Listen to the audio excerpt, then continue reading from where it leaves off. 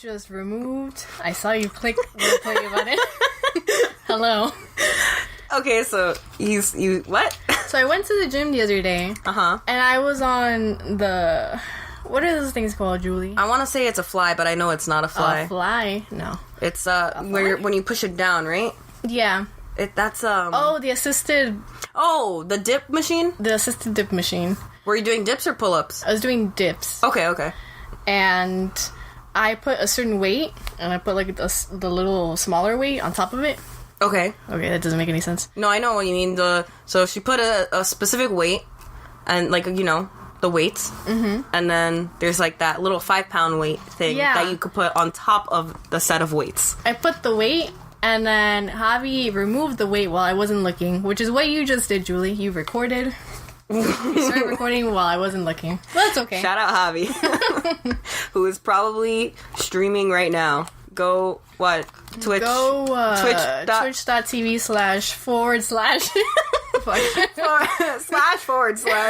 / / Bing Chan TV. To be determined Bing Chan TV. Well, name pending. Name pending. But, Hi, Daniela. Hi, Julie. This is Daniela. I'm Daniela. That's her. She was in the last episode in the background. Yeah, I think I was asleep. I can't really... It was really late. It was really late. But, and I get sleepy. Like, my bedtime is 10 p.m. Yeah. Not by choice. But, I'm just a sleepy person. I brought wine. Yes, you did. And, I brought... How do you say this? Pinot Noir. You just gotta pretend you're French. Pinot Noir. I brought this because I took a little quiz on online. Some MIT students made it.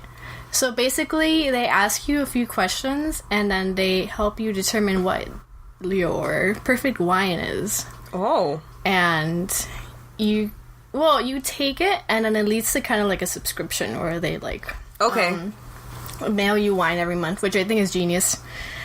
But I don't want wine every month. I just wanted to know what my... flavors you'd like. What best wine would be best. And it recommended this one? Yeah. Did it recommend the brand, too? No, this is just, like, Barefoot is just the cheapest wine they have at Publix. Please sponsor us. We love it. Like, yes. Give us money. Also, I just want to, like, tell the audience, like, how our bottles of wine look. They're tiny bottles. They're tiny plastic little bottles in a 4-pack. Which, I did the math. Those 4 little bottles equal to 1 big bottle, so, you know. Okay. So, and they make you feel all fun and fancy. You could just screw off the top and then just drink it straight from the bottle. Because I don't know if you guys have ever been to a place where you have a wine bottle but you don't have a corkscrew. It's not fun. So, I prefer the little twist-off thingies. You could just... Even when I can't twist off. I mean, what? Even with twist-offs, it's always not a fun time. Yeah, sometimes. But these are very convenient and fun, and they make me feel happy. For Julie, I brought white Zin. I always forget the end. Zinfandel. Yeah, apparently because, it is not a white wine. Apparently it's a pink wine, but it has the word white in it. It has notes of watermelon and strawberries. And you can taste it. It's very good. I'm enjoying this a lot. It also has a higher alcohol content than rosé. Oh, this podcast is going to get fun. Yeah. So, welcome to episode 4, everybody. Welcome. Yeah, we're here. I'm a little sick.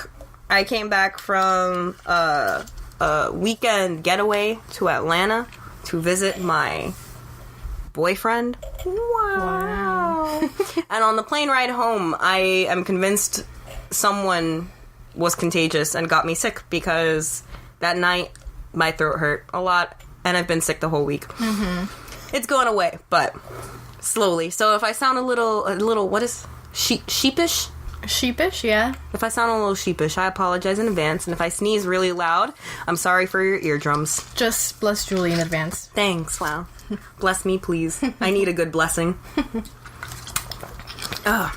So, it's actually kind of funny that you were talking about that MIT thing, because the whole reason why we're drinking is because Daniela introduced me to this podcast called And That's Why We Drink, which I've mentioned, I think, in like all 3 other episodes that I've done. It's a good podcast. It is, and they drink in every episode, and the Team Wine girl in that actually talked about that same test one time. She did. Yeah, in like one of the right. first couple episodes. Yeah, I think. Oh wow, and it's really popular now. And this podcast is from 2 years ago. Yeah, So I guess content just recycles itself on the internet, like memes.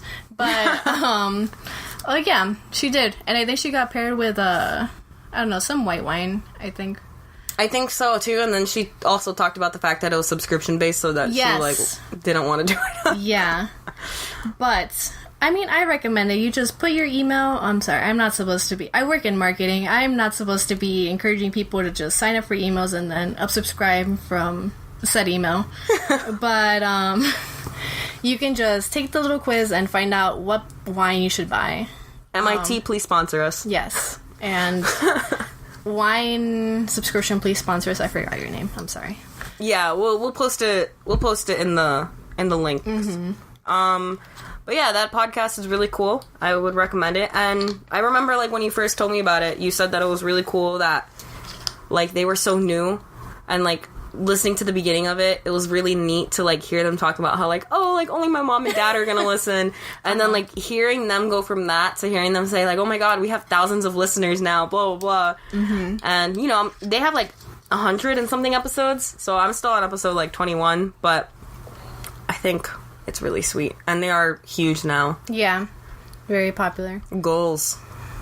Yeah. Yeah. My goal after this week of being back to work is to get rich from this podcast and not work anymore. So, guys, listeners, please make that happen. Thanks. Content creation. So, Daniela, you mentioned you do marketing, but tell us further. What do you do?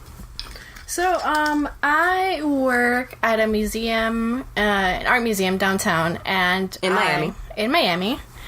Yes, we are based off Miami, aka Julie's room. Well, it's not really Miami. Where are you, Cutler Bay? Yeah. That's Almost like Miami. a subsection of Miami, in my opinion. We're like 10 minutes. We're actually 5 minutes from the ocean, I'm pretty sure. Oh, yeah. But not like the beach Beachy. ocean. Just like nicer. Like open ocean, I guess. With birds. With birds. I like birds. I'll get to that in a second. But, yeah, so I work at the marketing department and I assist with PR and really I do like website edits for the museum as well. I learned that it's very hard to do marketing for a nonprofit. Like, budgets are very, very low. Oof. So we have to work with as many free, like, stuff as we can. So we work a lot with, like, sponsors. We, encourage donations to the museum. But I'm not going to say which museum it is. So, There you go. Just if you ever want to donate money to a museum in Miami, yeah. You can. They're taking. Yeah. And we try to work a lot with influencers, just like, Like Instagram influencers and stuff like that? you mean? or like bloggers. So what we offer usually is like comp admission or like comp meals and stuff. Oh, man. Yeah. So, we have to work with what we have. I need to get big enough to be comped. To get comped meals. It is possible. That's my goal. Not comp tickets, not comped entry, comped meals. Yes. That's when you know you've made it. Comped ramen. Oh, Can you imagine? that's the goal. That's the real goal. Daniela is the person who took me to one of my favorite ramen places here in Miami. And the noodles aren't, like, the best, but I think, like, the general atmosphere and, like, the menu and stuff is really cool. It's called Ojo Noodle Market. Mm-hmm. It's by Sunset Mall and, like, by University of Miami. For those not Miamians. True. We have to specify. Yeah. But that's really cool. Mm-hmm. Daniela graduated literally like a day after I did. So she graduated with me in marketing at FIU. And so it's kind of neat that she's like already in her field, I guess. I try. Yeah, very cool. Did you get that job prior to graduating, or was it right after? No, I graduated, I think when did we graduate? April? Like very early May, like literally May 1st right. or something. We graduated in May, and then I was kind of like job hunting. I had worked at the museum already for about 3 years, doing like visitor services and working in their retail store. So there was a position that opened up for marketing, and I'm like, okay, I guess this is good timing. It was like October, so it had been a few months since I graduated, but I was like, okay, I'm gonna apply. And then, yeah, you know, it kind of helps. They like to hire from within, I learned. Me too. Yeah. Julia. We don't have to go there. It's okay. But yes. If you're looking for a job in your field, don't get discouraged. Keep applying. But in Miami, it's pretty hard. Sorry, guys. Up, Julie. Miami, yeah, like, I feel like the niche here is, like, real estate, sales. Mm-hmm. Like, it's a beautiful city. Like, you know, people want to come here for tourism. So hospitality is also big here, too. That means, like, for people who majored in other stuff, like... Yeah. It's hard. Yeah. Oh my god, I know. Mm-hmm. Like, everybody tings Miami's like a really artsy city. It's not. Yeah. Don't be fooled. It's not.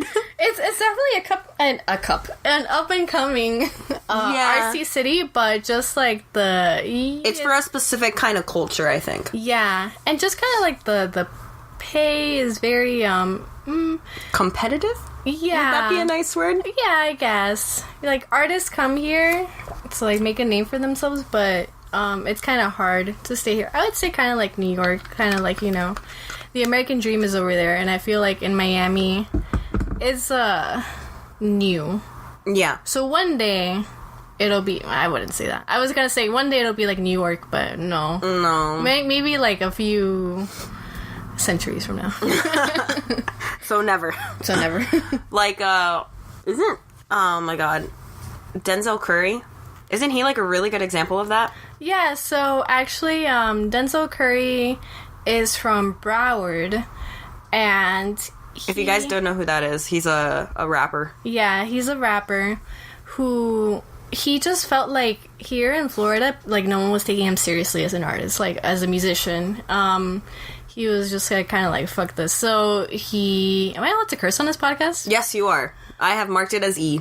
E. For everyone. Oh. So he was just kind of like, I'm not staying here. So he moved to LA, and he is pretty big now. I went to one of his concerts a few months ago, and it was pretty cool. It was sponsored by Red Bull. Red Bull, if you want to sponsor us. Yeah, please. Feel free to. Send me free Red Bull. So tickets were really cheap. They were like $15, and you got like a free drink, a free Red Bull drink. Didn't you get free merch too? Yes. I got an awesome shirt. It was only available in large, but I... made it work.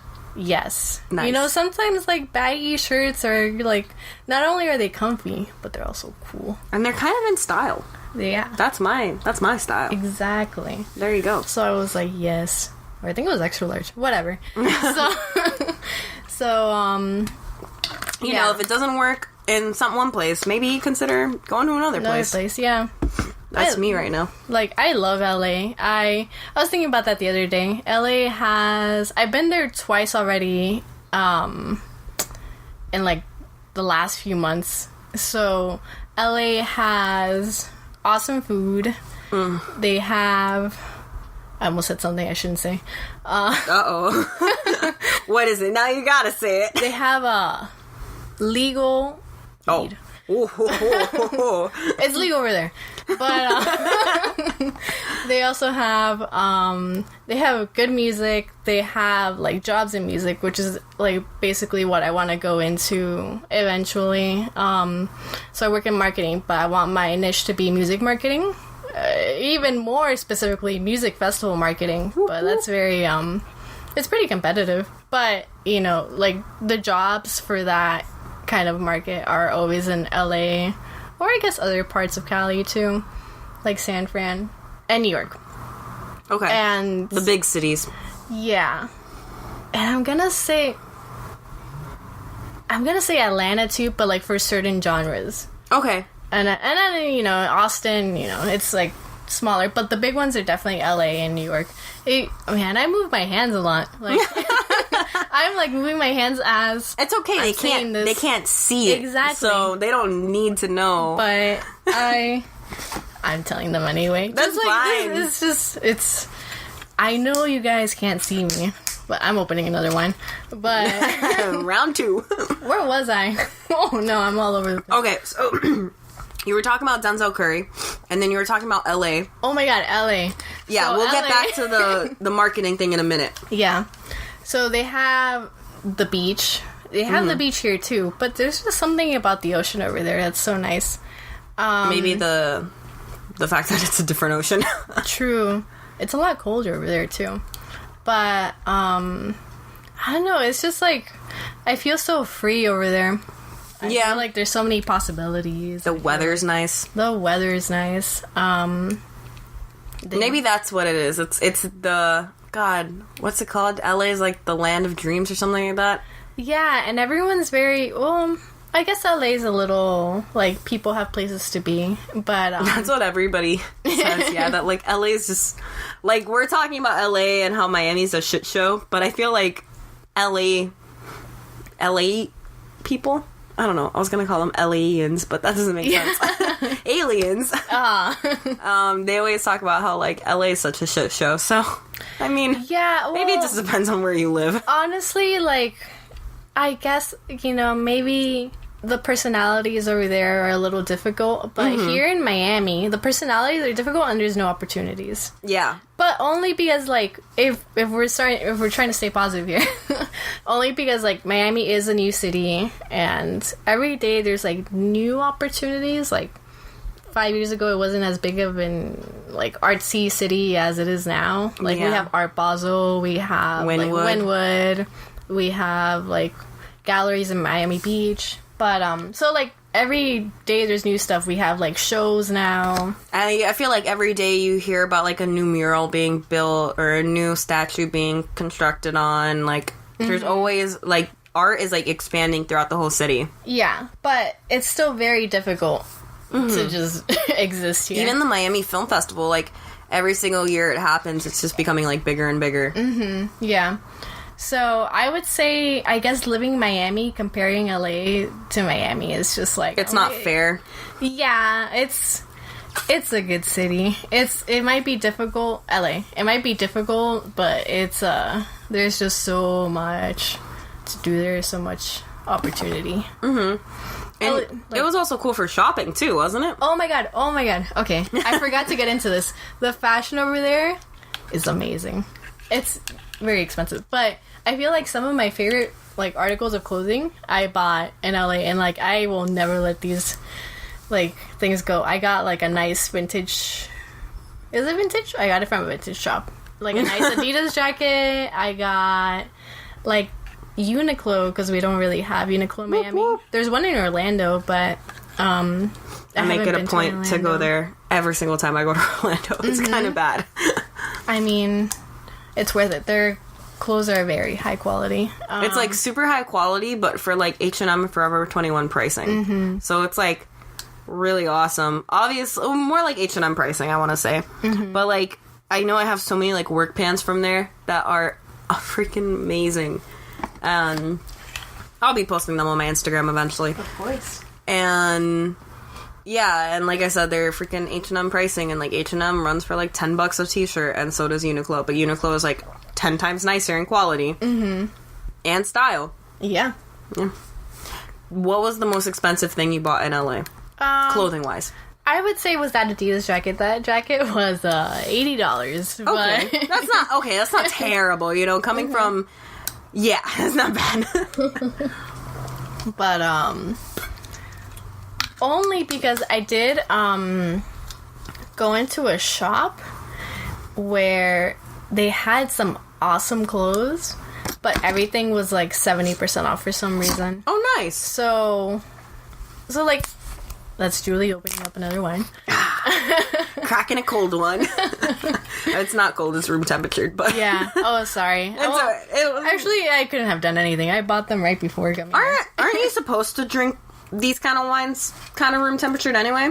You know what? I do not know anything about wine. You should have Nathan come into your podcast. Yeah, Nathan. We're expecting you. Yeah. Soon. And it'll just be... Oh, God, no. He'll make me drink beer. I don't want that. That might happen. Yeah. Okay. But, So, yeah. I went to San Diego, like, 2 years ago. I want to go back. I went for Comic-Con, though, so... But I really want to go to LA. I feel like LA is calling my heart.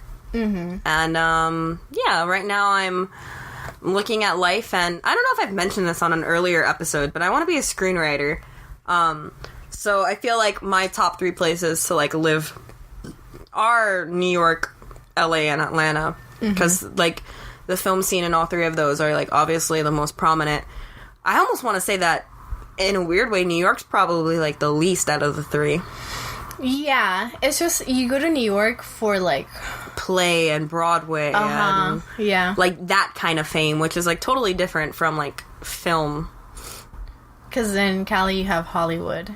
Right. Mm-hmm. And I know that, I don't remember how this came up. I don't remember if it was, like, a movie or a show, but acting in a theater thing versus acting in a, like, movie or television show is, like, so different. And I think the same applies for screenwriting for them.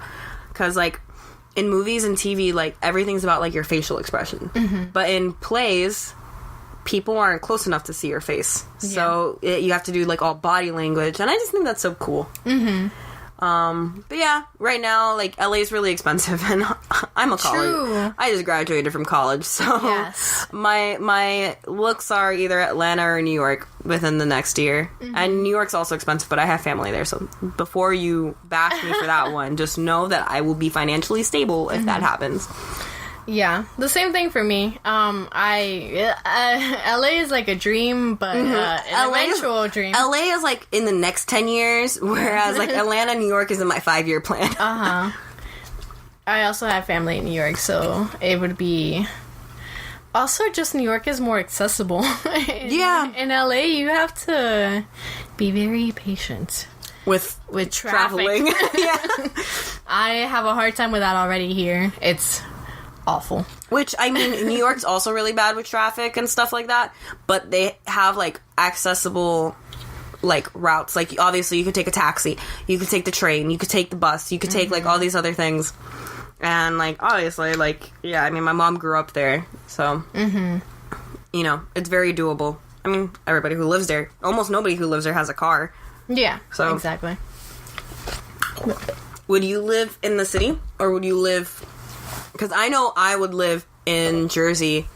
Yeah. Right, like, by the George Washington or something like that. My family also lives in New Jersey, so... what part of Jersey? I'm actually not sure. Not but sure? They said... Okay. My aunt was like, we're very close to New York City. So I'm like, oh, okay. Probably near my family. My family lives... Maybe I shouldn't out them, but I'm going to do it anyway. They live in Bergenfield, but then my... which is in Bergen County, which is, like, one of the bigger counties there. Apparently... Ted Bundy killed a lot of people in Teaneck and Hoboken, which is the 2 towns right next to Bergenfield. Shout out to the Ted Bundy tapes on Netflix. Please sponsor us. Please sponsor us, Netflix. And then my older, I guess not my older cousin. Wait, hold on. I have 2 cousins. I forgot where one of them lives. It's something with an R. And then my other cousin lives in Fort Lee, which is literally like... There's Edgewater, which is right on the other side of the bridge, and then there's Fort Lee, which is, like, right next to it. Okay. So I would live probably, like, around there. It's kind of expensive, more so than, obviously. But, yeah, it's, like, cheaper than city living, and it's right there, and you just gotta take a train into the city. Yeah. So commute would be shit, but I'm sure it's better than your current commute. Fun. I live 25 minutes away from my job. Do you really? Traffic. 20 minutes maybe. That's a lot less than I thought it'd be. Okay. I'd say 20 or 25 without traffic. with traffic, it's like an hour and a half, almost 2 hours. Yeah. I remember. Okay, whatever. I'm just gonna say it. I recently went to an interview to that museum, and on my way back, I got caught in rush hour. It was like literally like 5 o'clock, and I was like, okay, well, let's do it. Or I think it was even 4:30, but you know, it still happened, and it took me probably 2 to 2.5 hours to get home. Oh my god. Yeah, working in the city is not always fun. Yeah, especially when you're not close to the city. Yeah. But she also takes like public transportation. Yeah. Which, I don't know, do you think that's faster? It is faster when there are no delays. Delays happen often, especially when it rains. For some reason, when rain falls from the sky, the train just decides to not work. Okay, that makes sense. And it rains here a lot. You've been to New York, right? You went a couple not months ago, but almost a year ago. That was the first time I saw snow. Aww. A year ago. How cute. On my birthday week. By the way, my birthday's coming up, guys, so if you want to send me money, I'll accept it. If you want to send us sponsors, I'll also accept it.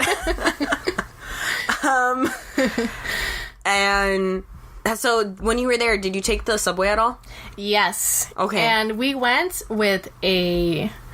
well, I wouldn't say she's a local, but I went there for, like, community service, and our leader was from New York. She had not lived in New York. Like, she went to FIU for college. Florida International University. Yeah, I've mentioned that so many times throughout this podcast, and I don't know if I've ever said what it means. So she was from New York, but she had not been in New York for like 3 years. Okay. But still, like, you know your way around. Yeah, my mom... You live there. My mom hasn't lived there since she was like 23, and she still knows like some of the stops and stuff by heart. Like, I think like once you live there, you know. Except, okay, there's a story to this. Okay, go on. We got lost a lot. Yeah. But I honestly think just, we went to, like, a lot of different parts of New York, and just, like, the subway system is a little complicated. Mm-hmm. So, it taught me a lot. I think the biggest lesson I learned that is if I ever work there, and I am just starting to, like, learn my way around, I will probably leave 2 to 3 hours before my shift starts. That sounds smart. In case I end up in Queens. Okay. When I'm supposed to go to Rockaway. There you go. Yeah. Okay, question. Do you think the subway system in New York is safer, or the Miami public transportation system here? Wow. Because I have my own theories that I will explain in a minute. I mean, yeah. So the only time I was in New York was a week in March. Oh wow, yeah, that was for your birthday. Oops. Do you know that I missed Julie's birthday 3 years in a row? 4 years? 3 years? Just because every single year. Oh yeah. I was really involved while I was in college, and every single year some ridiculous trip to another city happened during spring break, which was always Julie's birthday. Julie's birthday week. But this year I won't miss it. And this year, no longer in college. This year's the big year. It's the big year. Why? 23. Oh. Do you know why, Daniela? I know why. Say it for our fans. Because no one likes you when you're 23. Shout out.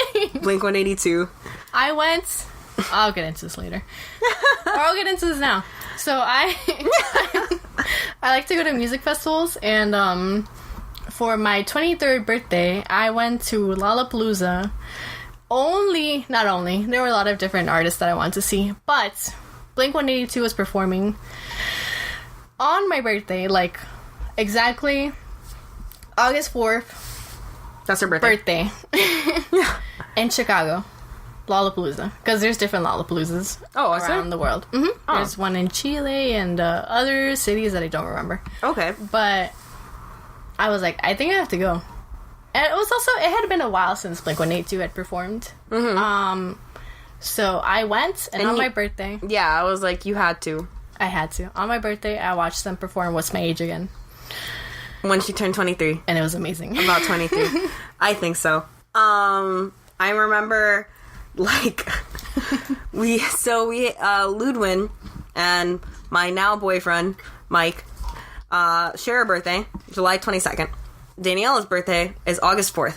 So this last year, we decided to celebrate all three of their birthdays somewhere in the middle, like that weekend after Ludwig and Mike's birthday. Mm-hmm. And so obviously it was prior to Daniela's birthday. So what I had done, not what I had did. I'm an English major. Hello.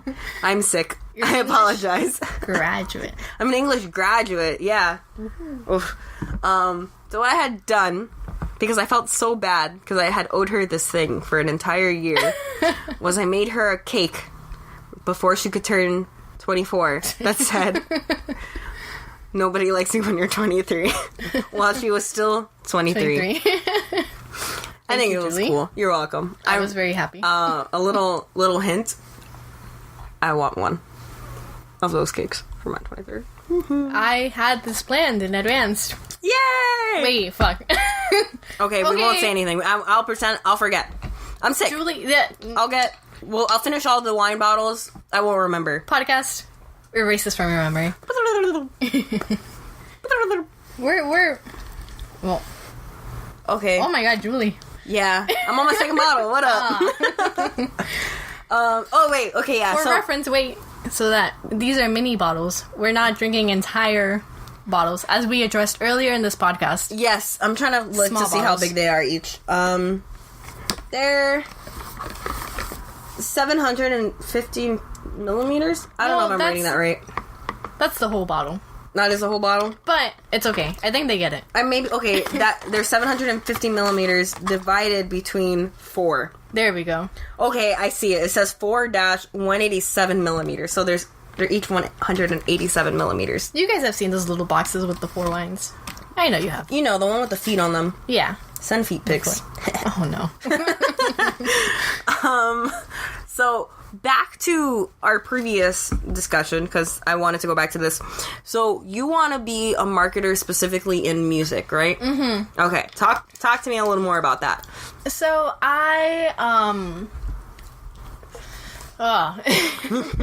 So I dedicated a lot of time in college to just learning a lot about marketing. And marketing is pretty universal. Like, everyone needs marketing.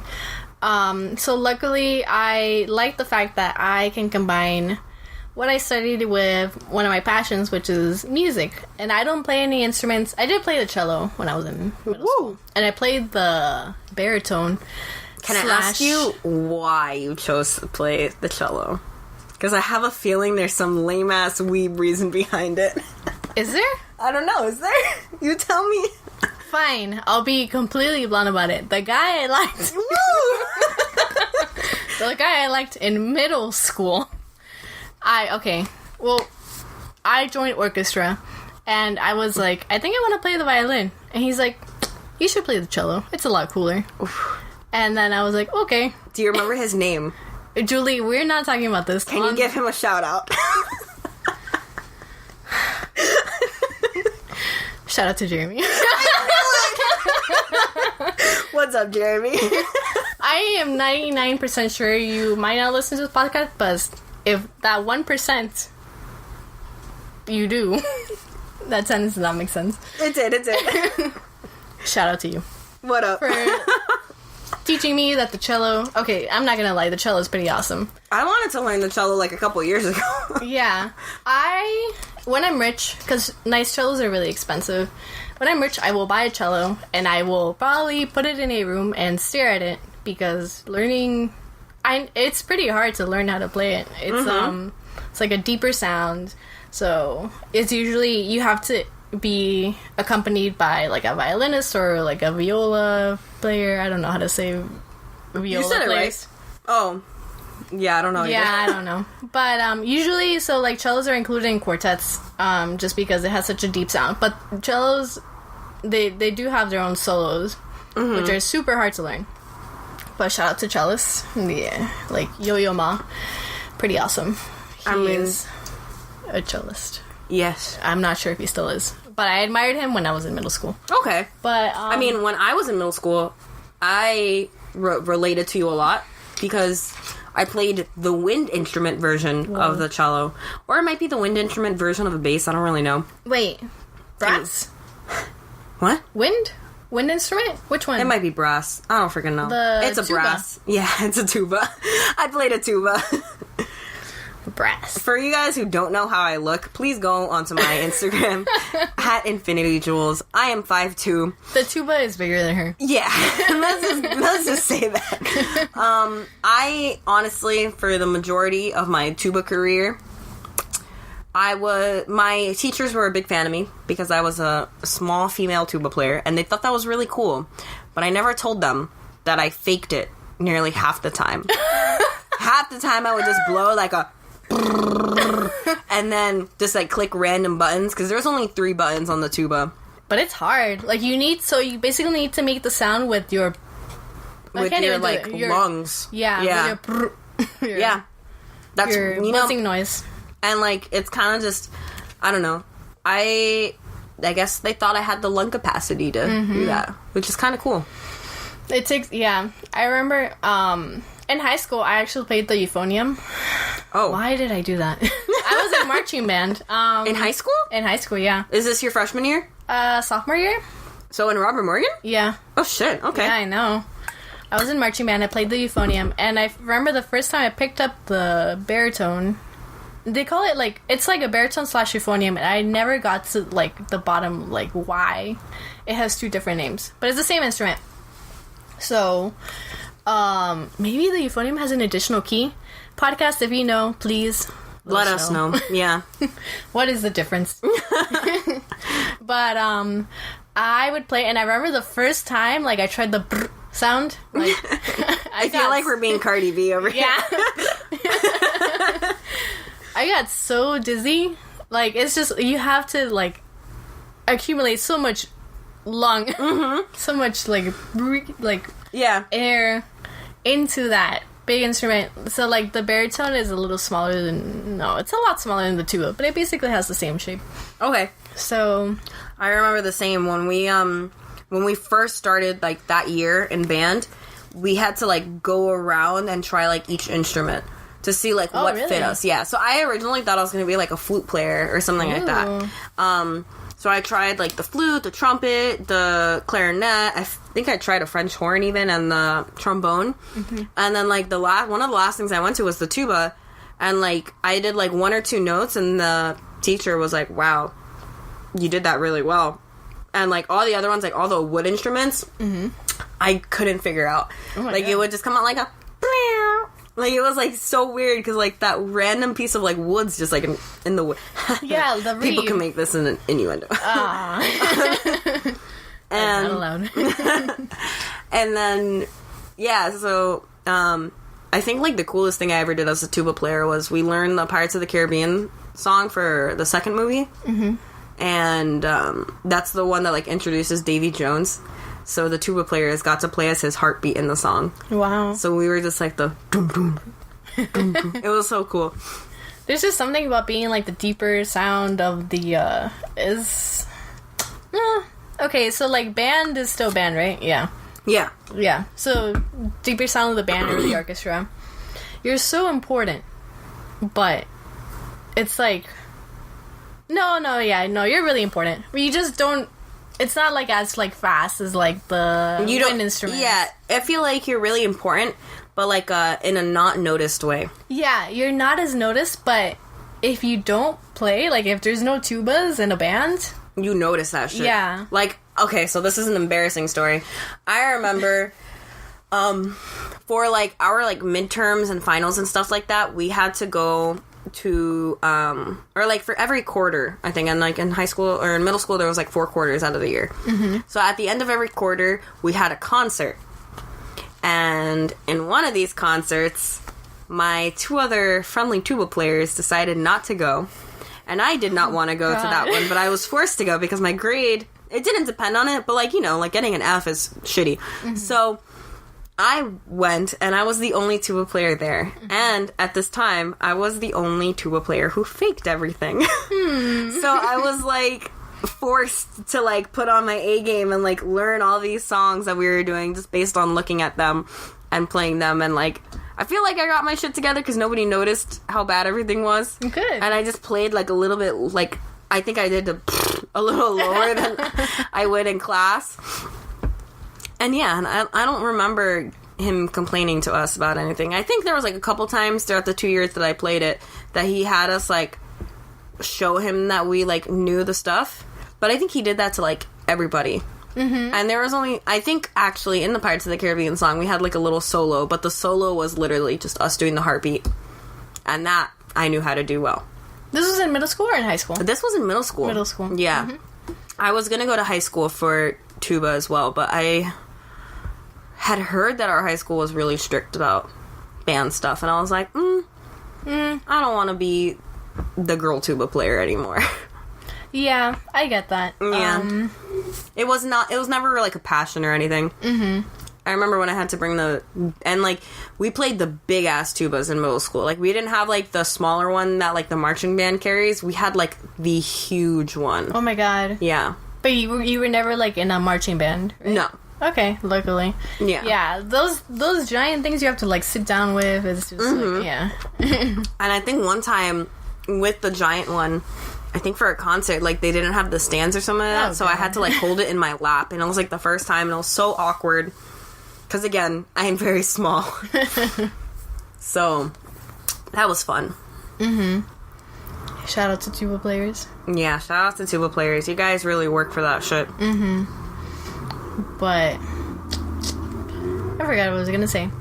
We were talking about you wanting to pursue music and that you have a really big passion for music. Yeah, so I don't play any instruments, but I appreciate music. Okay. I feel like I was always like a big listener of like strictly rock. I grew up with like a I wouldn't say a metal family, but my dad's side was like big metal, big classic rock. Okay. And I lived with my dad for most of my youth. No, like half of my youth. And so that was like a big influence. So I was like other genres are dumb. I was the same. Mm-hmm. But then in high school, I had a BF. Shout out to Chris if you're listening. I'm 99.9% sure you won't, but if that 0.1% happens, you know. Yeah, just in case. You never know, right? I mean, never know. He could somehow find this. Maybe he'll follow somebody who follows somebody who follows somebody who follows me. But he was like, "Hey, like this band is really cool," and it was Passion Pit. If you guys ever listen to Passion Pit, like, or if you haven't yet, you definitely should. They haven't made music for a while. I'm not even sure if it's just like Michael. Oh fuck, he has a really weird name.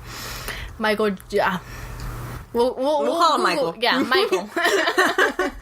He hasn't made music in a while, but he like has like some really good talent. Like, I remember listening to, I think it was Gossamer when it first came out, and I was like, oh my god, this is amazing. So it was very different from like what I usually listen to. He's very different. So some people don't like Passion Pit. Yeah.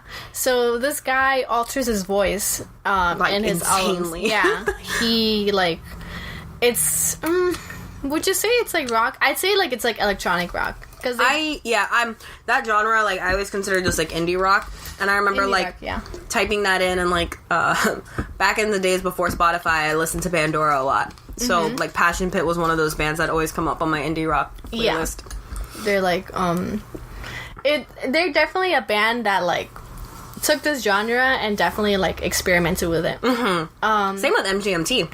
Yeah, so like MGMT was like another band that I immediately fell in love with, but I'll just always remember Passion Pit as just like the one that like kind of like completely changed my perspective of music.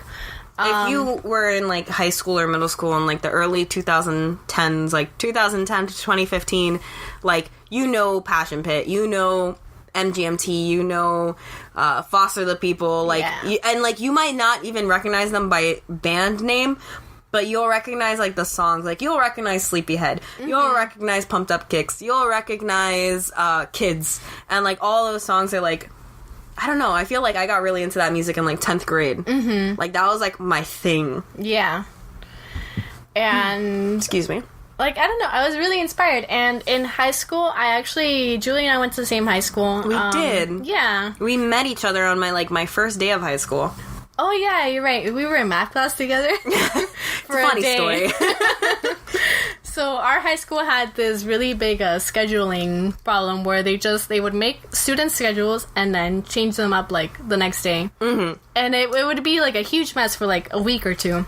Yeah, everything would be I luckily never had to deal with that. Uh-huh. But I know, like, a lot of people did, obviously. Yeah, I had to deal with that, but I'm not gonna lie, it made it kind of easier because I was in a lot of high schools in Miami. You can choose academies, which is basically it's like a mini major. Yeah, like a mini major that you want to focus on for 4 years. And our high school made us stick with that throughout all 4 years. Like, once you chose it, you could not change it.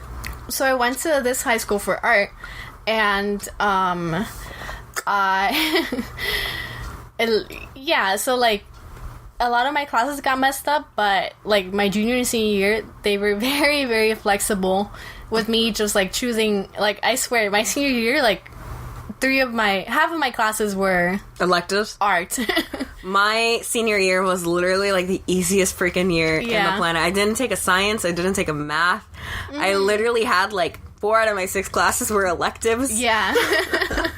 So, like, that's talk about fucking slacker life. Senioritis. Oh, big time. So, like, that came in handy, but when I was in my sophomore year, I was in this math class that Julie was also in. As a freshman. We're a year apart. You were ahead. Oh, yeah, I was a smart kid. Yeah, Julie was good at math. I tried very hard. Well, I almost failed that class, so okay. Maybe before we say that I'm good at math. Geometry. Geometry almost freaking killed me. I'm not gonna lie. Who did you have? This Mr. George. Yeah. If you're ever listening to this, Mr. George, you are the worst math teacher of life, and you need to learn how to teach that subject. Maybe. Well, I don't think he'll listen to it. But if he does, just be like, oh, it's another Mr. George. He would just, like, teach it in one way, and then somebody in the class would be like, I'm confused, can you repeat that? He would then teach it in a completely different way and be like, you understand, right? And then when everybody's like, no, he's like, well, that's your fault for not understanding. It's like, what the hell, man? Come on. He sucked. There were a lot of complaints about this teacher. There were. It's not just me, guys. No, it's not. You could look up his, well, I guess Rate My Professor doesn't exist for teachers. For teachers, yeah. I almost call him a professor. It's crazy going from, like, teachers and then calling, like... I always get weirded out by that, yeah. Professors. When I've called my professors teachers before, and I've been like, oh my god, I'm such a child. But then I've also called my teachers professors before, and I'm like, wait a minute, that's not true. We were in the same math class for a day before our schedules got switched. Well, just mine, actually. So I was sitting kind of close to Julie. I think she was in, like, the row next to me, but, like, one seat back, or something like that. And I saw her bag, which was Cece from Code Geass, and I loved... Which is an anime. Code Geass. I was obsessed at the time. So, yeah, I was also, like, a huge weeb, and I felt like on, like, my first few days of high school, like, I needed to, like, represent that, to, like, find my group. Oh my god, I did that every year. Yeah, me too.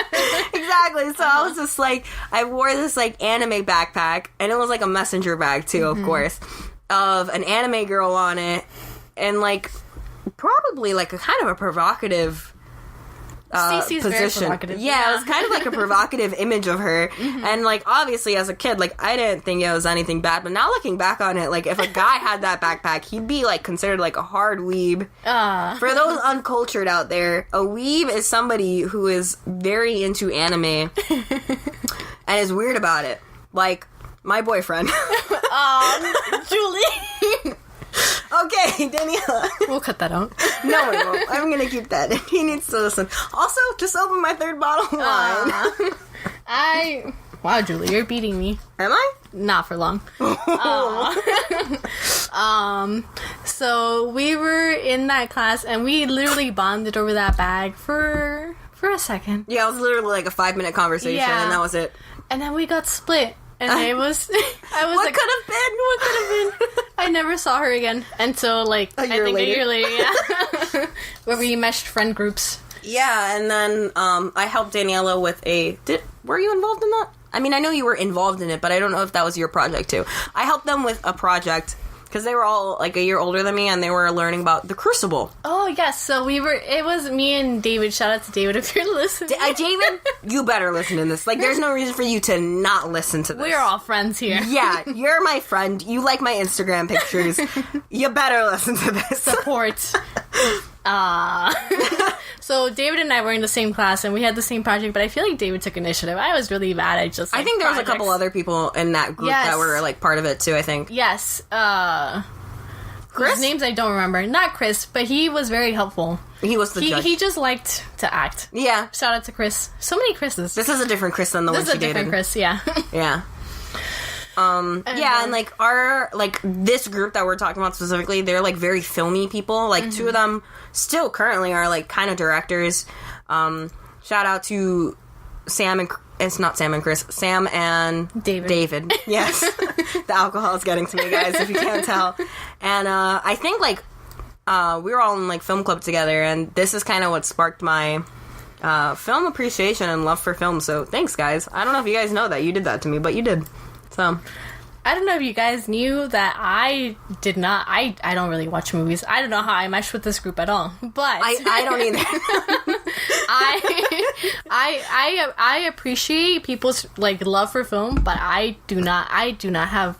I will sit here and watch a movie, and I will either fall asleep or get distracted by my own thoughts. So. Unless it's a psychological horror. I'm not gonna lie. Which is on my list of stuff to talk to you about, which I haven't looked at since we sat down. I didn't know there was a list. It was literally right in front of me this whole time. Yeah, it's okay. We've gotten through most of them. I love psychological horrors. I love Stephen King. I love... What's that other guy? Fuck. His last name was Patterson. Patterson? Robert? No. No, not Robert? Yeah, Robert. Wait. He's from Twilight. There's another guy named... I don't know if there is. Whatever. But yeah, don't you love David? I don't know if it's Finch or Flinch. Oh my god, Finch, David. Right? Fight Club. Fight Club guy. Fight Club. I remember seeing Fight Club, and I was like, literally, like, okay, so. Not only is Fight Club a good... It's not a psychological horror, but it, like, really... It's a psychological movie. Yeah. But the end scene... Okay. I'm not gonna spoil it, but also if you haven't seen Fight Club by now, like... Yeah, right? Like, yeah, like, please watch it. So the end scene literally has, I think, the best kind of, like, cinematography? Okay. I don't know. It's just literally a perfect scene with a perfect song. It's... Oh, fuck, I forgot. Where's My Mind by the Pixies. Okay, and good song. Just, like, the scene... Oh, very fitting for that last scene, too. I was blown away. I, like, sat there for, like, 10 minutes just, like, with my jaw dropped, and I was like... I can't handle this. I made a reference to Fight Club the other day, actually, because... Apparently there was another movie recently that was very similar to Fight Club in the reveal that I will not say in case these viewers have not seen that movie, which is kind of weird. I mean, go freaking see that movie. Yeah. I don't remember what movie it was, though, so we won't talk about it more. But back to what we were saying. Yeah, so I helped them record a scene for a project of The Crucible where I played Elizabeth, which is... the wife of the main character, and I was being convicted of witchcraft. She was innocent the whole time, just so you guys know. Poor girl. I don't remember what you did. Neither do I. You were one of the witches, right? I have no idea. Honestly, like, I'm sorry to our teacher. I do not even know what the Crucible's about. I know it's about witches. Man. I'm telling you, I do not pay attention to film unless it's Fight Club. Well, yeah, I guess after... the Crucible's a I know. Okay, I know. Whatever. Please don't hate me. After, like, my freshman year teacher for English was awful. I hated her. But from 10th grade on, like, that's kind of also when, like, the whole... Like I said, like, my passion in film came. But my passion in, like, writing and English and stuff came out. So, like, my teacher from 10th, 11th, and 12th grade, like, I loved all three of them. So, like, I guess I just got really into all the stories that I read. Even if, like... my main thing too, throughout schooling, I like never read a book. Obviously, like we would have to read in class sometimes and like read out loud and stuff, so those I read. But like I remember in 10th grade we had to read The Alchemist. Did not read it, but I know what it's about completely. And like we had like discussions and we would read it out loud every so often. But The Crucible was one of those books that we read the whole thing in class. And I played Elizabeth again because I felt like homage to her. And it's a cool story. Yeah, it's very like I don't know, I'm just really into witches. Yes. Yeah. No, I'm thinking of something else. Salem Witch Trials? Yeah. That was what The Crucible was about. I don't know where I was going with that. So The Crucible is about, like, how the Salem witch trial really began, where in The Crucible you kind of don't know if they're witches or not. Yeah. You know, like, the Salem witch trial was, like, the craze, and, like, so The Crucible is about, like, the fact that they kind of just said that they were witches in order for them to, like, start this, like, craziness and, like, blame people for actions that they did. Yeah, nutty. Yeah. That was a time. Like it's not fiction. fiction. The fact that they, like, shit. It's real. That was a thing that happened, like, in real life. They killed, I don't even remember, like, the head count on, like, how many people were hung. Yeah.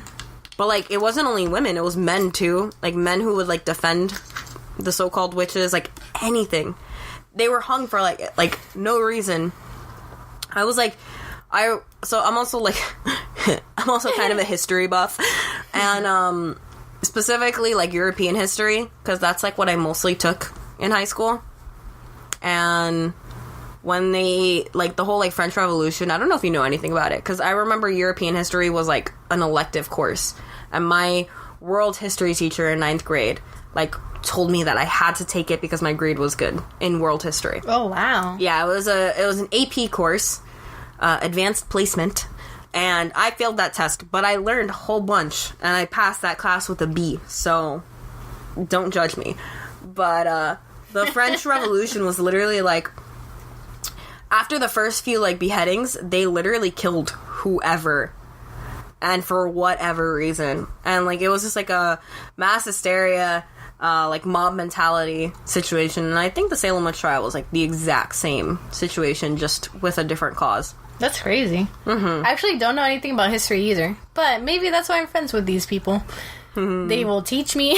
I like to learn stuff. Not necessarily on my own. Just like hearing people say stuff about stuff.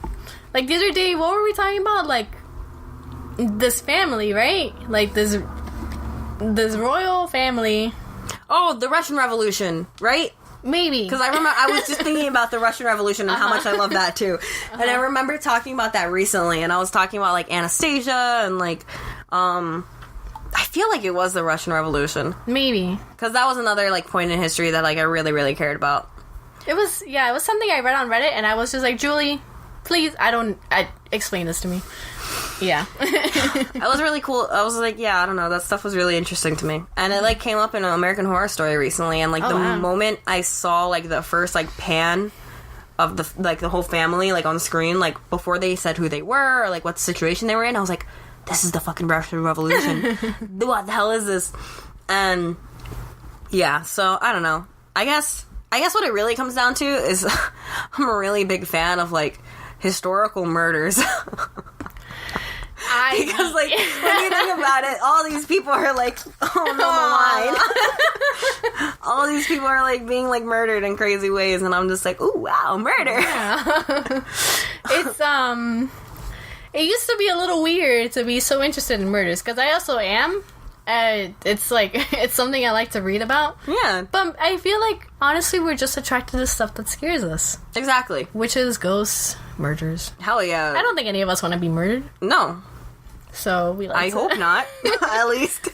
We like to, I don't know. Like, I like to read about serial killers and just... Hell like, yeah. I mean, that's what the whole, like, podcast that we listen to is about. Exactly. And that's why we drink. We didn't talk about it earlier, and that's why we drink is a paranormal and true crimes podcast. Shout out to them. If you guys want to sponsor us, we will accept it. Big fans. And yeah, and like, I love ghost stories. And then ever since, like, I remember I owned a book that was called, like, Serial Killers of America. Oh, my. And this was when I got really into serial killer movies. Also in middle school. I was really into Michael Myers and, like, Freddy Krueger and Leatherface from Texas Chainsaw Massacre. And through those years, I found out that apparently Leatherface was based on a real person. Still don't know if that's fact or not, because I feel like it's fake. Because I haven't seen it anywhere. I'm gonna say I've read about this. Okay, I've never seen Leatherface, but I assume it's like this guy that removes people's skins and puts it over his face. Yes, because he was deformed.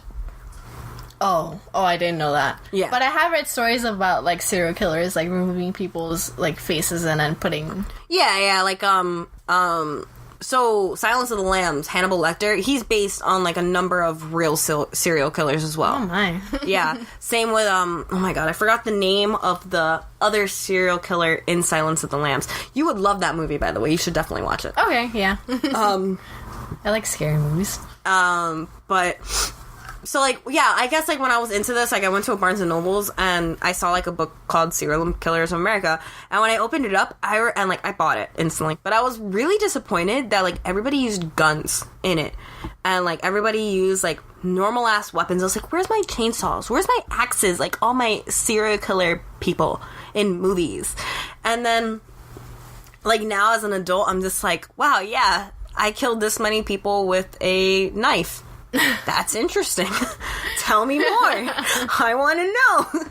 So, yeah. I guess, like, also, I mean, yeah, like, we even talked about it last episode, The Abducted in Plain Sight. Luna and I watched that from Netflix. And, like, even that kind of stuff, like, I don't know, it's like, it's so awful, but it interests me, because it makes me feel like, wow, I'm in such a better lifestyle than them. Yeah. This was, okay...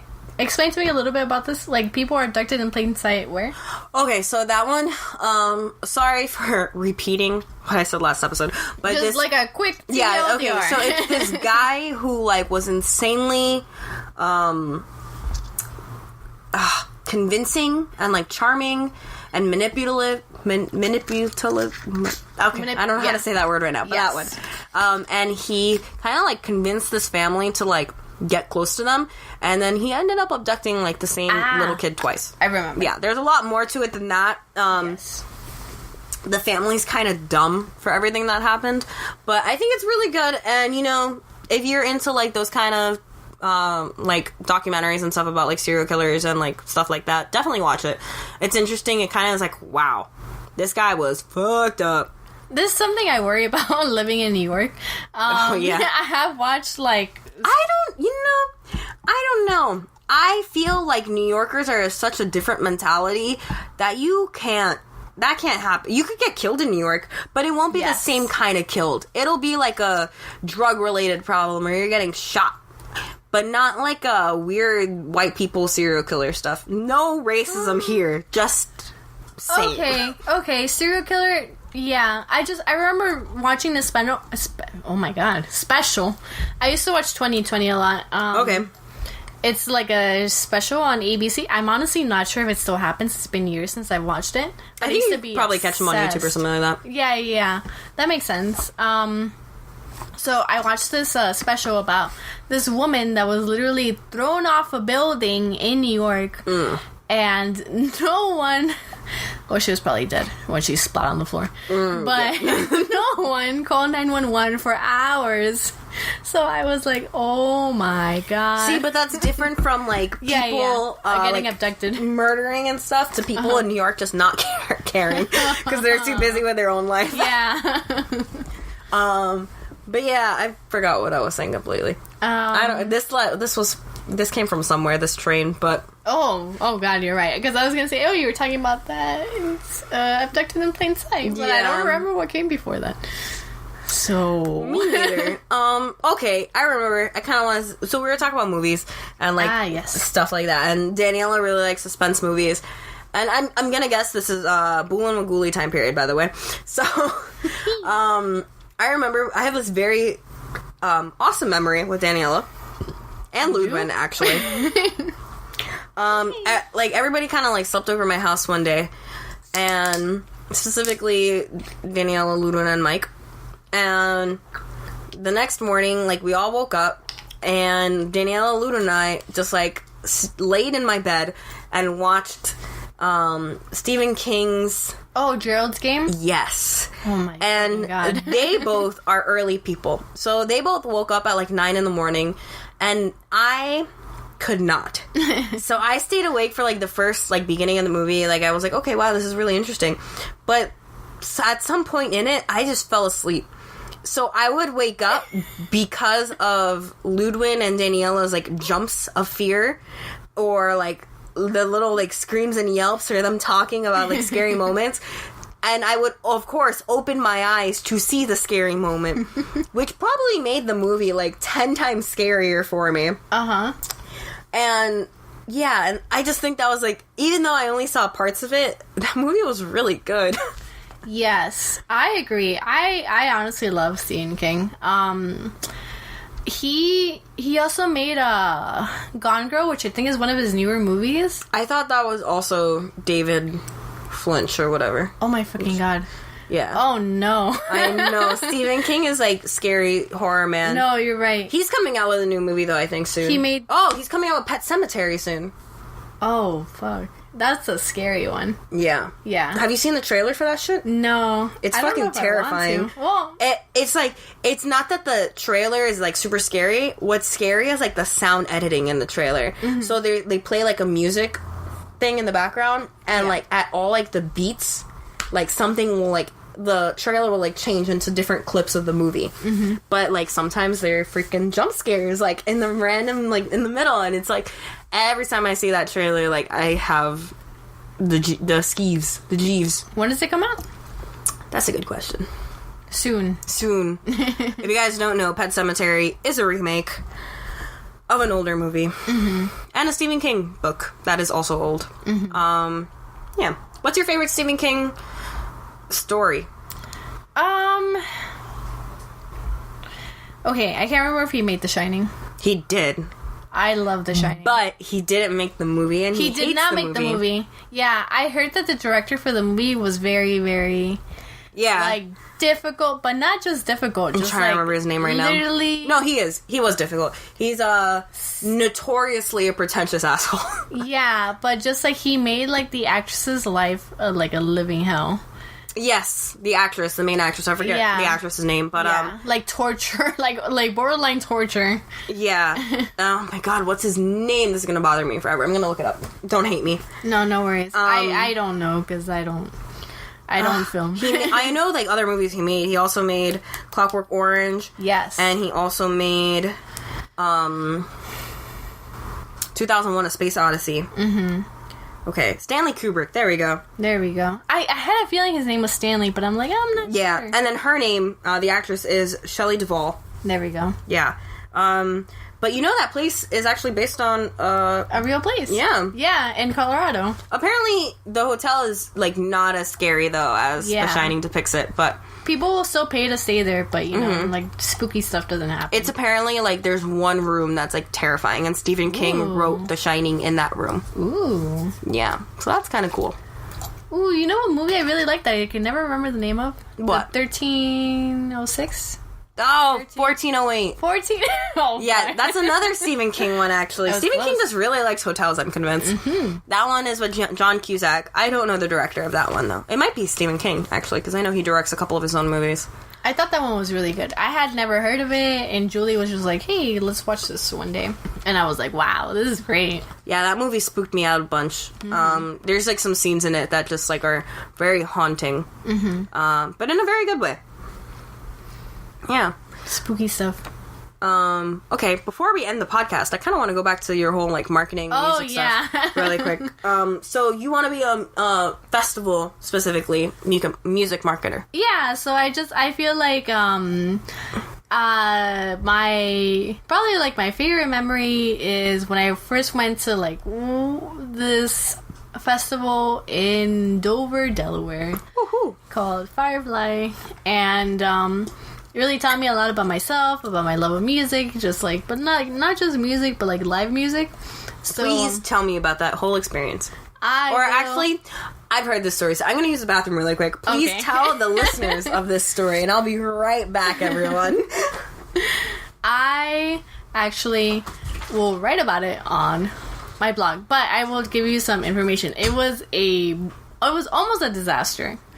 It almost turned out like a mess, but it became one of my favorite memories, probably like one of the best weekends of my life.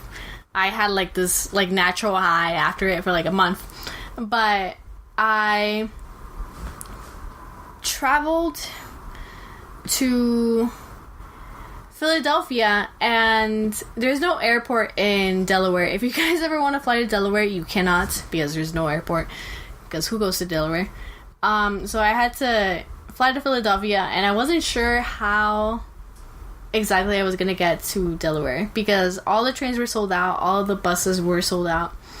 And how did I get there? You will find out in my blog. But it was a great experience. If you guys ever want to travel places alone, I highly recommend it. So after this whole experience, oh, Julie, that was quick. I know, I went fast. So after this whole experience, I learned that I really wanted to like pursue music marketing, and I am starting a blog, which by the time this podcast gets released will most likely be out. It is called The Noise Complaint. TheNoiseComplaint.com. I got this name because I kind of thought about like memories that I had with music, and I guess like one of the earliest memories was when I lived in Peru with my dad, and he would play his music so loud, and like literally every day that we would get knocks on the door, literally every day or every other day, telling us to turn the music down. But I didn't really see it as a problem. I saw it more as like a, wow, my dad really loves music. Like, this is his passion. His slight passion. I'm sure he's passionate. He likes to run, so he's probably passionate about running and Metallica. But I was just like, wow, that's a nice memory. So I called it The Noise Complaint, and I will be writing about experiences, kind of like music lifestyle, just kind of like listening, like just kind of like, I don't know, just like whatever's on my mind, just like experiences that I've had with festivals, with albums. I want to review like shows that are happening in Miami, because I feel like there's a lot of artists in Miami. Like I said, Miami is a new up and coming city. I want to like give exposure to artists that really don't have it. It's really difficult to kind of like promote yourself in this kind of city where everyone's trying to make it big, but there's not a lot of resources for it. So I will, just look forward to that in my blog, and, I hope you check it out. Like I said, like, music is one of my passions. A lot of my favorite memories come from that. Yeah. I'll definitely link it in the show notes. Is that what it's called? I don't know. Whatever. It'll be a link there. Yes. What has been your favorite music festival? Okay, I would definitely say Firefly. Okay. But I guess, like, I don't think there's anything compared to Firefly. But that was always, like, my first festival, my first kind of, like, pushing, like, my boundaries, like, getting out of my comfort zone. So that'll always be my favorite. But there's a lot of, like, other nice, notable ones. Like, I thought Lollapalooza was awesome. I kind of like to, like, go to festivals where I've never been to the city.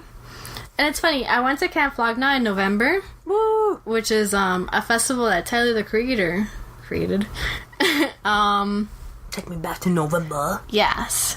So, it's funny, if you want to know the history of Camp Flog Gnaw, so, Tyler, the Creator, created his brand called... The Creator created? Creator created. He's a creator. Creator. He created his brand, oh my god, his brand called Golfwing. And, it's located on Fairfax in LA. And, he contacted, like, Fairfax, I guess, like, who's ever in charge of, like, that area. And he was like, I want to throw a block party for the opening of my new store. And Fairfax was like, no, that's not happening. So he was like, oh, okay, fuck you guys then. I'm gonna start my own block party. And that was Camp Flagna, and it turned into like this big festival where Tyler and all of his friends like perform. He has a lot of friends, a lot of good friends that I'm a big fan of. Like Kali Uchis, A$AP Rocky, Steve Lacy. I love Steve Lacy. Rex Orange County. Freaking Kid Cudi. Kanye West. I saw Kitsy Ghost. So I love LA, and I love Camp Flagna. So I feel like that's like one of my other favorite festivals. I was gonna say that one should be. Also, like, she sent me videos while she was there, and just like the production of it looked so freaking clean. Yeah, that I was impressed. I was like, holy shit.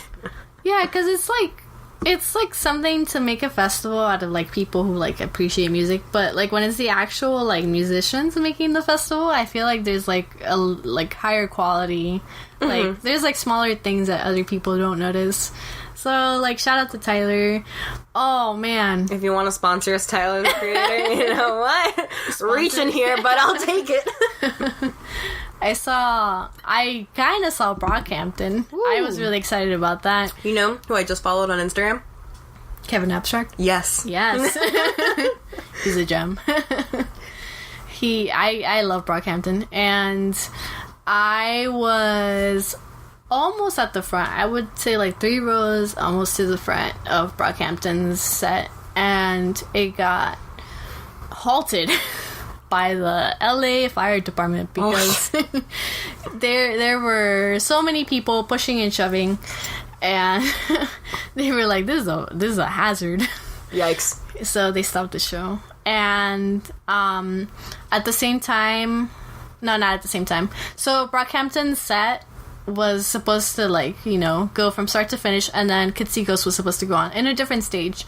So like they stopped the show, and it just like went on for so long, like the stop of the show, that it kind of just ended. Kitsy Ghost was already performing, and I was just there. Like, I'm a huge Brockhampton fan, but I'm like, wow, like what do I do? Like, do I stay? Do I go? I don't. Should I go? Yeah. I was like, and I feel like Kitsy Ghost. Yeah, I was gonna say, I feel like Kitsy Ghost is like one of those like kind of rare opportunities to see. Exactly, for reasons. And I was just kind of like, fuck it. Brockhampton is like, you know, they're a newer band. The members in Kitsy Ghost are a little unpredictable. That's a nice way of putting it. Yeah. So I left. I was like, I have to go. And I ran to Kitsy Ghost, and they were in the middle of performing The Stars Left Behind. So no, they were performing Reborn. So I was like, oh my god. That's amazing. They were performing Reborn, and they were like performing some Kitsy Ghost songs, some Kanye songs, and some Kid Cudi songs. So right after Reborn was Welcome to Heartbreak, and I was losing my mind. I was like, I am so glad I came here. So Brockhampton, shout out to Brockhampton if you want to sponsor us. I will see you at some point. But as far as this is March, Kitsy Ghost has not performed ever since Flagna. Yeah, you know. And now you're going to Coachella. I'm going to Coachella. So at Coachella, they were trying to get Kitsy Ghost to perform, but Kanye did not agree to that. So Kid Cudi will perform. But that just kind of reminded me, I'm like, wow, I made a good choice. Yeah, definitely. Who are you most excited to see at Coachella? There's a lot of people I'm excited to see, but Tame Impala has not performed actually since... Well, that's not true. But the last time I saw... They're coming here to Miami soon. They are coming to Miami. I might go. I don't know yet. I hope so. It's sold out, though. I don't know. My dad said he wanted to go, so there's a world he got tickets and didn't tell me. That would be amazing. There's also a world he got tickets and is not taking me. Aww. We'll see. We'll figure it out. They're amazing live. I saw them at Firefly at my first festival. And then, so it's been 4 years since they've performed live, and... they will be performing at Coachella. They are headliners, and I'm so proud of them because on Sunday, right, or Saturday? On Saturday. Saturday, yeah, because Ariana's on Sunday. Yeah, or whatever. Yeah, I don't know. I'm not sure, but they're actually releasing a new album on March, as according to rumors. So this month. Oh my god, it's March. It's March 1st. Sorry, guys. Yeah, we're recording this on Friday night, March 1st, just so you guys know. March 1st. I don't know when this is going to come out, but, you know, it'll come out. Yeah. But, yes, Tame Impala, definitely super excited to see them. They produce quality content. That song with A$AP Rocky called Sunflower, it's amazing. I don't know that one. And I've been looking for Sunflower songs to post on my Instagram. Listen to it. Okay. It's good. And I like Ariana Grande a lot. I respect her a lot. Blackpink. Oh, fuck, I forgot. Getting y'all Blackpink. K-pop band, guys, just in case you couldn't figure out. But I am so excited to see, like, K-pop at a festival. That's gonna be impressive. Awesome. But, actually, so, I did, just to, like, well, it's not as much of a sidetrack, but I did the Disney College program in 2016, and my roommates were from Cali. So, one of them was from North Cal, one of them was from South Cal, and, they go to Coachella every year. So this is gonna be the first time I did the DCP in 2016. So it's gonna be the first time in a few years since I see them. So I'm really excited about that too. So I'm gonna Coachella with my old roommates. Yeah, so it's like a kind of like a reunion tour. Yeah, like it's gonna be like not only the concert, but it's also gonna be like a, you know, you're getting to see your old friends again. I'm going to Disneyland, guys. Only because one of them works at Disneyland. Shout out to Alejandra. Please listen to this. Are those the Kiwis? No, the Kiwi... okay, so we had a lot of people in one apartment. Okay. So, one of my other roommates were from New Zealand. Two of them were, but I don't speak to one of them anymore. I'm sure she's busy with her own life. Shout out to Shanti. Whatever you're doing, I'm sure it's good. So, Nikki... one of my favorite roommates, we just, like, always had the same interests. Like, we were always really good friends. So, she's very adventurous. Huge inspiration. I'm pretty sure she's either on a boat right now or about to get on a boat. She likes to work in hospitality. I don't know how you do it, Nikki. But, so, she is from New Zealand, but she lived in New Zealand, she moved to Australia, and now I think she's living in France. Oh shit, okay. And she's working on a cruise ship, so she's like touring like almost all of Europe, like as she works there. So and I'm like, you go girl, like, you know. Hi, Nikki. Hi, Nikki. I worked in hospitality. It's not my favorite thing. You didn't only work in hospitality. You worked for Disney hospitality. Yeah, I worked for Disney hospitality. That's like the hospitalityest of hospitality. So, but you know, so yeah, she is somewhere in the ocean. Okay. And my other roommate was from Puerto Rico. I think she works... How many roommates were in this apartment? 6 people total. Our freezer was a mess. Yeah, I was gonna say, wow. Our fridge was not as much of a mess. For some reason, we all didn't know how to cook. So we bought a lot of frozen stuff. Were you guys all okay with the same temperature in the room? No. I thought so. That's my biggest fear of having a roommate. It was so cold. I get cold really easily. Like my house. Yes, Julie's house is cold. I'm currently crossing my arms as we speak because I need to keep my arms warm. But yes. Oh yeah, Coachella. I will see. I like Spanish. Fuck. How do I call this? I'm just gonna say Spanish pop for now. Okay. So Bad Bunny will be there. J Balvin will be there. And also there's like... let's call it S-pop to match our K-pop. S-pop. Shout out to S-pop.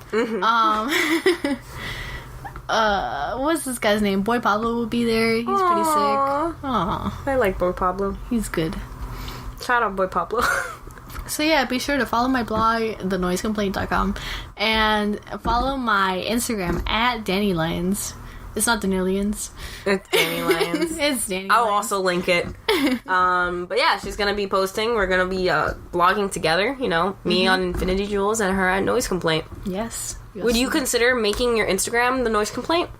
I've been thinking about that. I will probably, for now, I will just link my blog to my Instagram.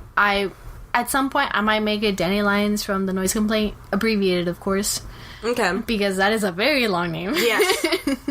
So, but my main Instagram will be also, like, where I post about my blog, latest updates from my blog. For as of now. You know, if anything changes, I will make sure to keep you guys updated. Same. Julie Fan Club.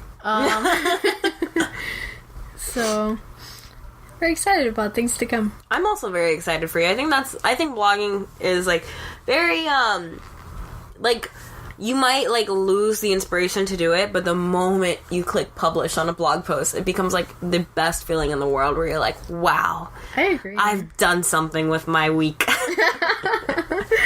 I agree. It's not.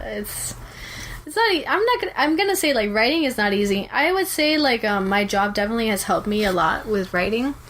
I have to write a lot of copy for, like, a lot of things, like almost everything. Any, like, image that we receive, I have to write copy for it. So I feel like that's helped me practice a lot. So I'm gaining confidence in just kind of writing my thoughts about music. That's awesome. I might, actually, it's a little announcement, I might become a blogger for a specific website that I will let you guys know about soon. We're still in the works of, like, hashing it all out, but it seems like it's going well. So, yeah. And my next blog post will most likely be based on Alita Battle Angel, the new movie that came out, and I'm actually reading the manga now, too. It's a movie? I thought it was a game. Movie. It's an old anime that was made into a movie recently by Robert Rodriguez and James Cameron. Ooh. And I saw it the day before I went to Atlanta. So I will definitely be writing a post about that because it's very important for anime fans. Let's just leave it at that. But yeah. Anything else you want to say before we wrap it up? I feel like I had something in mind, but now I forgot. I guess earlier I mentioned that I like birds. I do like birds. Yeah, you said you were going to get back to that. Okay, go. So, when I was little, I used to rescue birds. My grandpa and I live with my grandparents. So when we moved to Miami, for some reason in our apartment complex, there were a lot of injured birds. Oh. So my grandpa... Brujas. Maybe, honestly. My grandpa would tell me, oh, it's just these little kids that like to mess with the bird's wings, but in Spanish.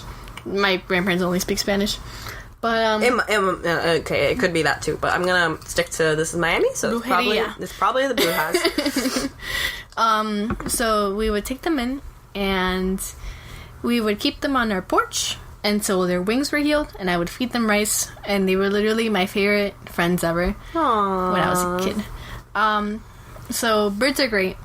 They might be a nuisance sometimes.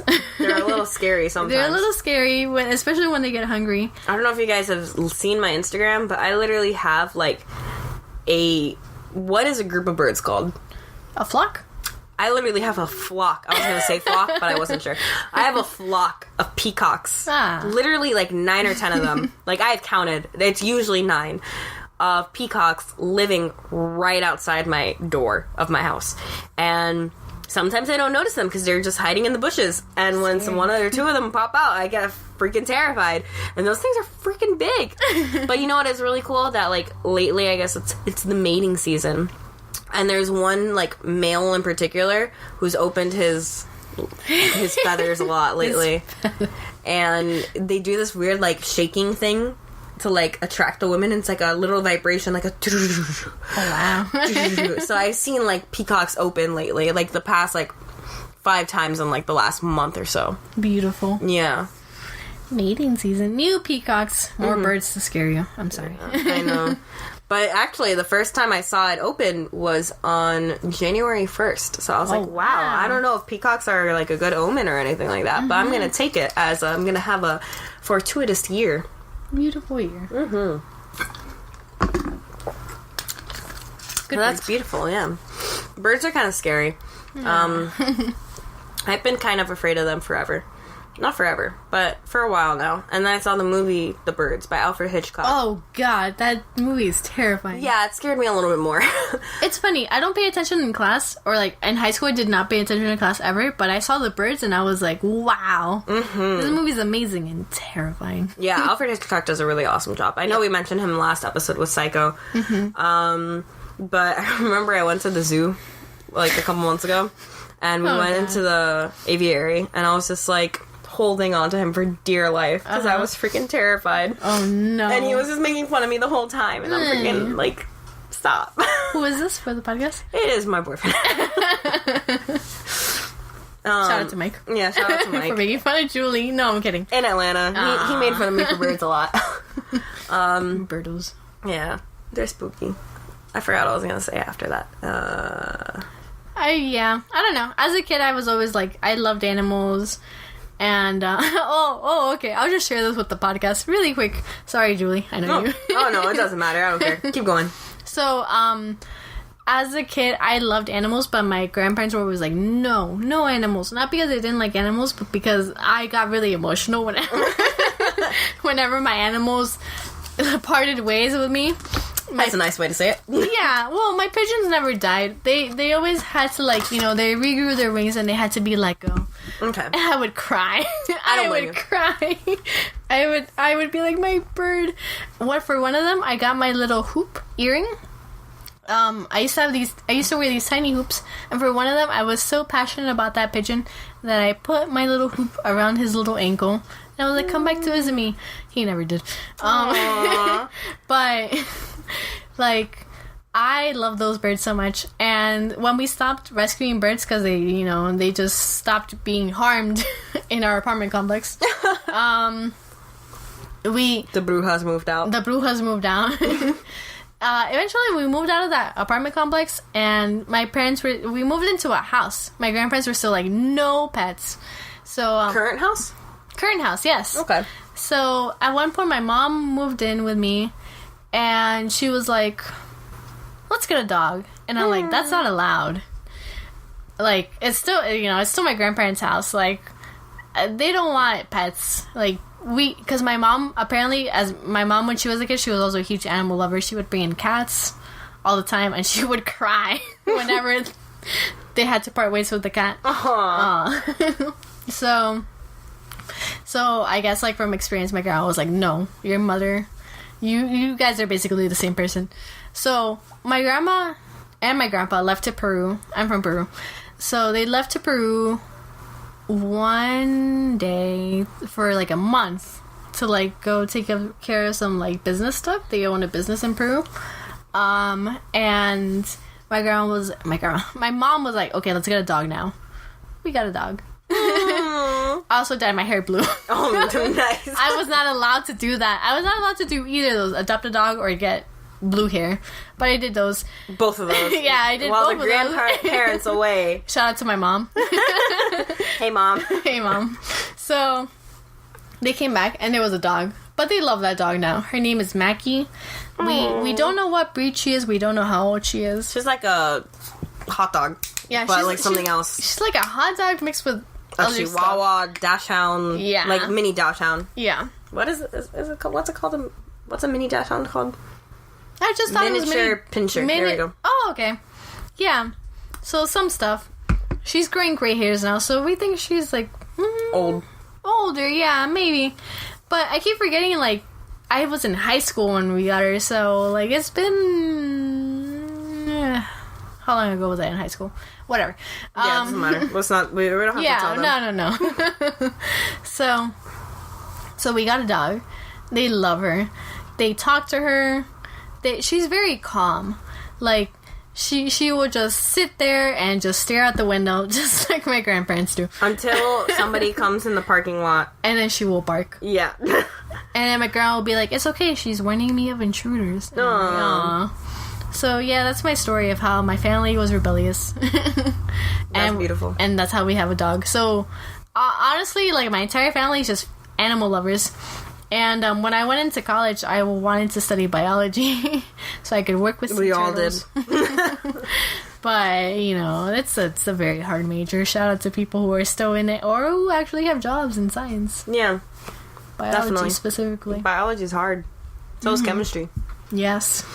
Extremely. But Daniela's favorite animals are turtles. Yes. So when I went to Florida International University, we have a huge lake where I feel like when I started my freshman year, there were just a few sea turtles, but now they've multiplied. Like, by just, like, copious amounts of turtles, but different kinds of turtles. We have the red ear sliders, we have the soft shell turtles, and it's just like beautiful sights to see. Like, literally my entire college career, I would try to go every day, or at least every other day, to the bridge.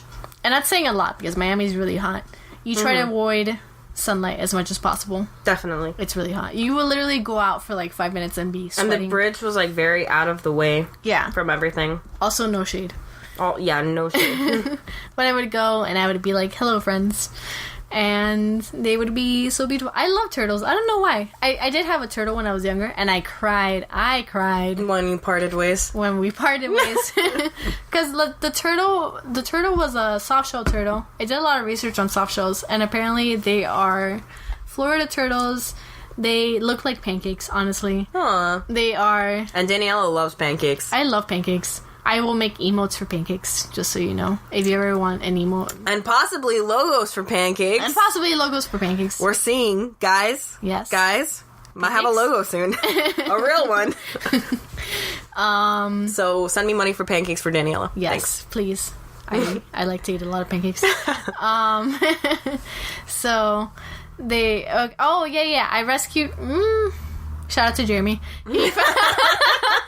He found this pancake turtle, and he was like, "This turtle needs help." And I'm like, "Oh wow!" Like, it was missing a leg, like, but it was still alive. So I was like, "Okay, I guess I have to take him in." My grandfather, my grandmother was always very like, "No, you get too emotional." Okay. My grandfather was always very understanding of me wanting to rescue animals, so he was like, "Okay, I see this turtle. We need to get him a little cage. We need to get him some sand, because turtles like to burrow themselves in sand to sleep. That's how they stay warm. They're cold-blooded." So, by the way, I just want to talk about the fact that she's saying all of this while wearing a Squirtle t-shirt. oh man, he's a turtle. He's a turtle. I love turtles. Shout out to Pokemon. Shout out to Squirtle. Please sponsor me. So yeah, so this turtle was missing a leg, but I brought him in, and I was like, "You will be okay." I named him Leafy. Aww. Oh, okay. Because I used to watch Witch. I don't know if you guys ever like the show W.I. with all the initials. Yeah. Cornelia was my favorite. Yes, you know what I'm talking about. She named her turtle Leafy. Oh, I forgot about that. Yeah. Aww. Do you remember what the guy's name was? No, actually. Okay. Will? No. Will. It was Will. Wait, no. Wait. Will was the main character. She had the Her name was like Wilhelmina or something. Will. Yeah, like that. she was short for Will. You know, I don't know what the guy's name was. I don't either. He was cute. He was one of my first cartoon crushes. I don't know why, but this reminded me that Tokyo Mew Mew was the first anime ever. Danielle and I discovered, like, I reminded her of Tokyo Mew Mew like a couple weeks ago.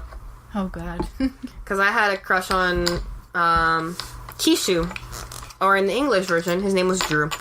Yeah. And I didn't even watch the show because I knew that he had a crush on the main girl, and I liked him too much to see him fantasize over the main girl. The main girl, Ichigo? Yeah. What was her English name? I don't remember. I just remember Ichigo as her name. Yeah. That was okay. That was like a cat animal version of Sailor Moon. Yes. Where it was like one of the first.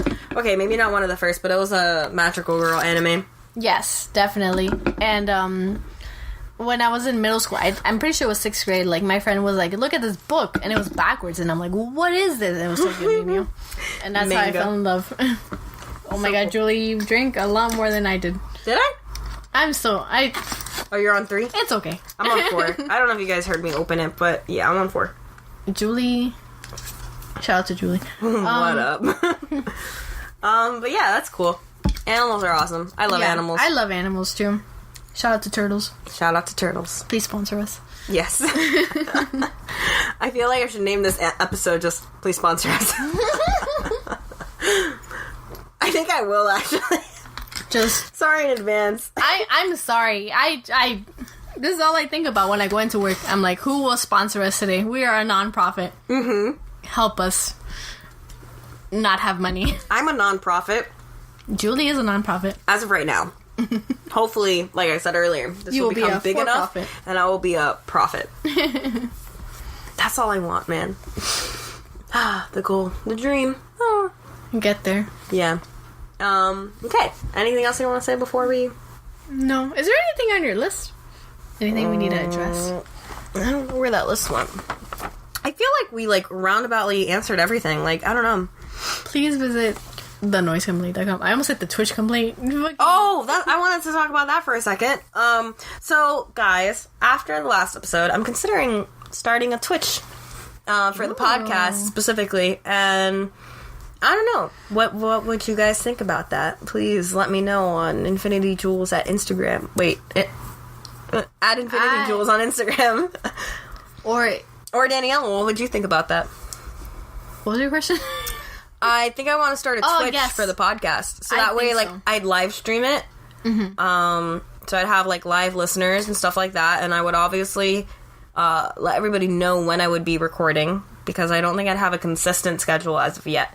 But I would let everybody know when I'd be recording. And then after, I would just upload onto Spotify and YouTube. And hopefully iTunes eventually still. Just normal. But I feel like it'd be a bigger audience, and on YouTube I would have the visual content versus just the audio. And I don't know. Yeah, no, I definitely think that's a great idea.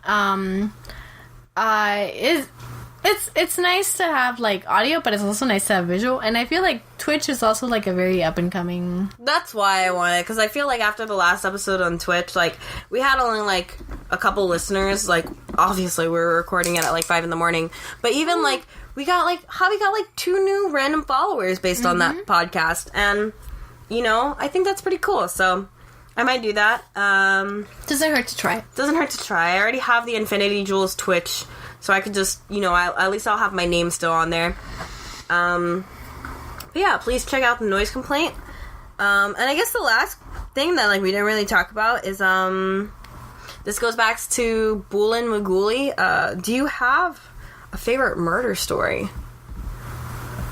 Even if it's a movie, but anything that sticks out to you in your mind, any serial killers that stick out, any movie. Wow. I can think of a few, but they're so gruesome and so brutal, I do not want to repeat them. Oh, man. They just came back to my mind, and I want to eliminate them from my memory. Yikes. Okay, but tell us. Shout out to Reddit. Oh, nice. Okay, so this is from Reddit. What Reddit is this from? Actually, I know that I went to the top of all time to some subreddit. Okay. But you don't remember the subreddit? No, I remember linking it to this person, so I could probably find it, but I don't know where my phone is. Okay. Also, oh no, I don't think I can find it.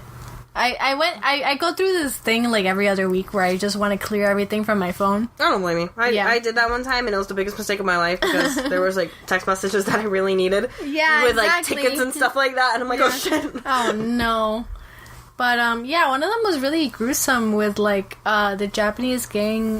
Do you know the name? Because I don't want to butcher it, I'm afraid. Japanese gang? Yeah, one of the biggest Japanese gangs. The Yakuza. Yeah. Okay. They literally tortured this girl, and it was awful. They literally tortured her for weeks until she died. God. Yikes. And it was I was like, oh god. Oh man. And I was like, wow. Oh no, I'm not gonna butcher the story. I'm like literally afraid to butcher the story. But I think it had something to do with rejection. It was something so petty. Okay. Like she rejected one of the members or something like that, Yeah. and they came back to like beat her up. And it was like so sad. Okay. So I guess it's not my favorite memory, but well, yeah, I mean, okay, yeah. I don't think you could have a favorite memory My between favorite like murder stories. but like one, I guess like the most interesting. Yeah, like one that sticks out to you. I meant. I know it's hard. Yeah, no, it's super hard. I've read a lot about like murders. I also read a lot about like disasters. Okay. Like, oh my god, I love roller coasters, and I love to read about like accidents that happen on roller coasters. Really? Yeah. So this one guy. So Six Flags is just like has this thing where they love to. No, they don't love to. They don't mean to behead people, but this one guy got beheaded. Oh, fuck. That's so fun, right? Yeah. You go to an amusement park So and then I'll just having a fun day, and then Yeah, I'll just go to that. This one guy, like, he went on the Superman ride. I'm not sure what city it was because Six Flags has like a lot of locations, but this one guy, he went on the Superman ride and he lost his hat. the Superman ride's fucked up. By the way, I've been on it Where? in New Jersey. New Jersey. Okay, maybe. Because there's Six Flags all over the place, but I went to one in New Jersey, and I hate the Superman ride. That's like one of my that's my least favorite ride there. I'm sure. I've never been to Six Flags. Wow, I feel like I'm missing out on the American dream. For the Superman ride, you're laying on your stomach. And it's supposed to be like you're flying, but it's like a normal ass like loop-de-loop roller coaster. Really? So like it makes you feel like you're gonna fall out the entire time you're on it. And like at least you know like when you're like on like a seated or even like like if you're on a seated roller coaster, even if like your feet are hanging, you're still sitting down. You could still like pretend you can like save your life somehow. Oh my god. But with this thing, it's like if this thing gets loose, yours is fucked. You're dead. So yeah, fucked up ride. Oh no. Six Flags actually has a couple fucked up rides. The Green Lantern rides, you're standing up. And it's a normal loop-de-loop roller coaster. And you're standing. What the fuck? Yeah. Just try to picture it for a second. Okay, so whatever. Okay, back to he gets beheaded. So this guy loses his hat. Well, this was the Superman ride, right? Yeah, that's what he said. Okay. So he goes into a restricted area to retrieve his hat, but as he's grabbing his hat, the ride is coming, and so like, you know, people's feet are dangling and his head gets like literally kicked off. Oh my god. As he's retrieving his hat. So, you know, it's not Six Flags' fault. That guy who kicked his head off must feel so damn bad. Yeah, apparently he and his foot must have. I was gonna say his foot must have gotten fucked up. Yikes! All right. With that, we're gonna leave you guys with beheading and feet.